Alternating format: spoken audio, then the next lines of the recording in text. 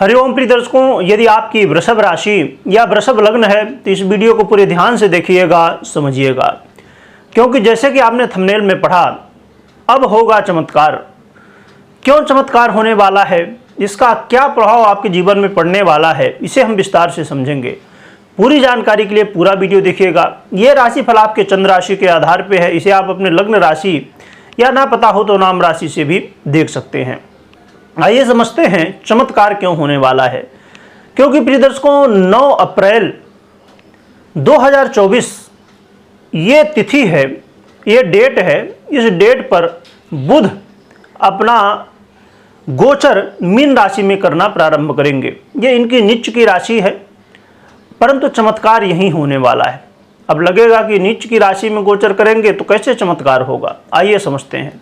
प्रिय दर्शकों, बुध इस समय उदय भी होंगे, मार्गी भी होंगे और वक्र भी होंगे।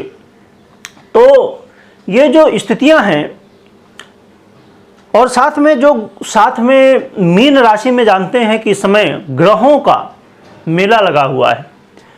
बुध की युति सूर्य के साथ होगी, मंगल के साथ होगी, शुक्र के साथ होगी, राहु के साथ होगी, जिससे बुधादित्य योग का निर्माण होगा, मकैनिक योग का निर्माण होगा, साथ में लक्ष्मी नारायण योग का और जड़त योग का भी निर्माण होगा।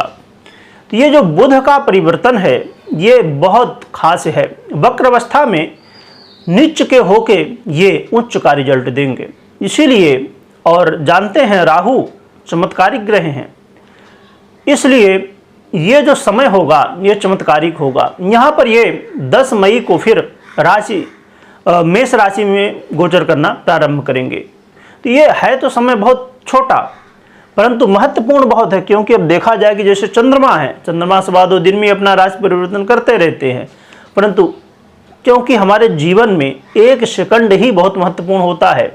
1 सेकंड में, 1 मिनट में लिया हुआ निर्णय हमारे जीवन को बदल देता है।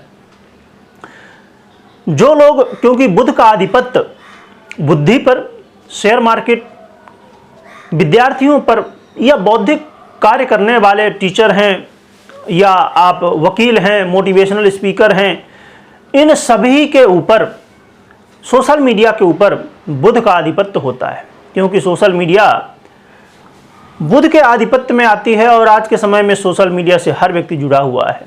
इसलिए बुध का परिवर्तन कम समय के होते हुए भी बहुत बड़ा चमत्कार करेगा। क्या लाभ मिलेगा, क्या सावधानी रखनी है, क्या उपाय करने हैं, आइए समझते हैं। बुध आपके द्वितीय भाव, धन भाव के अधिपति होते हुए, आपके पंचमेश होते हुए और आपके आय में गोचर करेंगे। अपने आप में ये जो स्थितियां हैं अपने आप में चमत्कारिक हैं। आइए जानते हैं क्या लाभ देंगे। प्रिय दर्शकों, यदि आप विद्यार्थी हैं या आपके बच्चे पढ़ाई करते हैं तो ये विद्यार्थियों के लिए बहुत अच्छा समय है।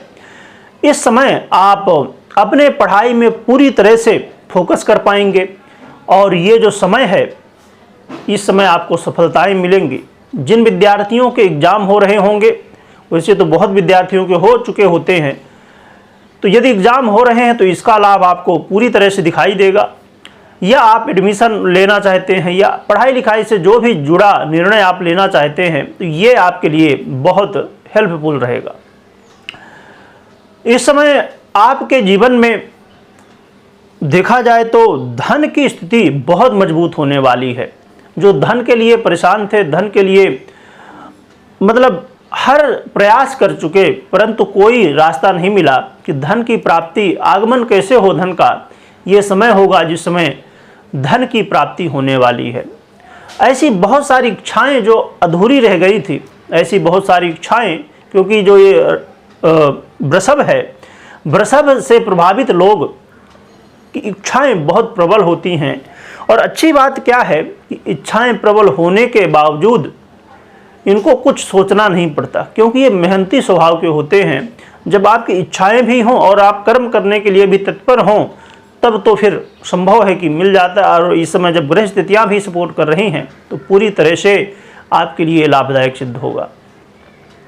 आपके जीवन में यदि आप करियर में चाहते थे कि आपको सैलरी बढ़ा दी जाए, तो वो भी स्थिति इस समय बनने वाली है।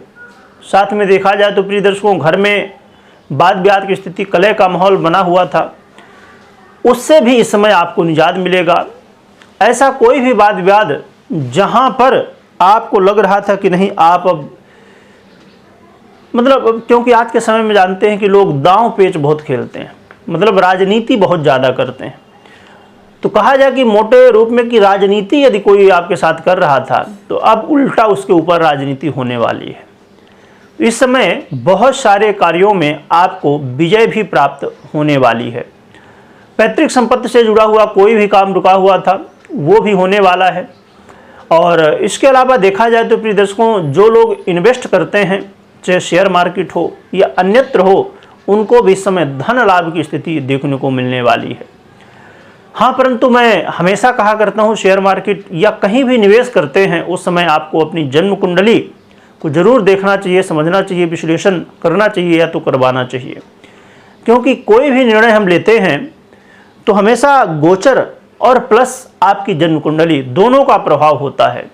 जब दोनों में स्थितियां आपको सपोर्ट करती हैं तभी आपके फेवर में कोई भी निर्णय हो पाता है। तो आपको जन्म कुंडली का विश्लेषण जरूर करना चाहिए या तो करवाना चाहिए। आइए आगे बढ़ते हैं। तो देखा जाए तो ये बहुत सारे लाभ, विद्यार्थियों को लाभ, इन्वेस्ट करने वालों को लाभ, घर परिवार से संबंधित समस्याएं दूर होंगी, इच्छाएं आपकी पूरी होंगी, धन लाभ होगा। तो ये बहुत सारे लाभ आपको मिलेंगे। कुछ सावधानियां भी हैं जो कि ये गोचर आपके लिए बहुत लाभदायक है, फिर भी कुछ सावधानियां हैं, उनको आपको ध्यान में रखना है। सावधानियां ये हैं कि आपको जब हमको मालूम पड़ता है कि हमारी स्थिति बहुत मजबूत है तो हम कुछ ही करने लग जाते हैं। तो जल्दबाजी में निर्णय नहीं लेना है। कोई भी निर्णय ले रहे हैं बहुत सोच समझ के लेने हैं। जैसे मैंने बताया कि जड़त्व योग अर्थात जड़ बुद्धि योग भी कहते हैं जिसे, उसका भी निर्माण होगा। तो इसलिए जो कि यहाँ पर अच्छे परिणाम देते हैं राहु महाराज भी, फिर भी ये जो कोई भी योग बनता है, कोई भी ग्रह स्थिति बनती है तो उसका भी प्रभाव मिलता है। हमेशा अच्छा और बुरा दोनों प्रभाव मिलता है। तो आपको कोई भी निर्णय लेते समय जल्दबाजी नहीं करना है। बोलते समय इस बात का ध्यान रखना है कि अभी तो ठीक है, आप किसी को, सामने वाले को आपने कुछ कहा और स्थिति आपके फेवर में आ गई, परंतु फ्यूचर में उसका परिणाम, कहते हैं ना कि घायल शत्रु कब वार कर दे कुछ पता नहीं। इसलिए इन बातों का विशेष रूप से ध्यान रखना है। अब प्रिय दर्शकों, हम बात करते हैं उपाय की। तो आप भगवान गणपति को दुर्वा चढ़ाइए, भगवान गणपति के मंत्रों का जप करिए और विशेष रूप से भगवान गणपति की आराधना में, अब वैसे तो हर दिन कर सके तो बहुत ही अच्छी बात है, नहीं तो कम से कम बुधवार को जरूर भगवान गणपति की आराधना करिए। और यदि आपको किन्नर जो होते हैं वो मिल जाए तो उनको आप कुछ दान कर सकते हैं, जो आपके पास उपलब्ध हो धन आदि, तो उसका दान कर सकते हैं। तो ये भी आपके लिए काफ़ी लाभदायक रहने वाला है। कमेंट में ओम गंगणपतये नमः लिखिएगा और लिखने के साथ स्मरण भी करिएगा। वीडियो देखने के लिए बहुत बहुत धन्यवाद।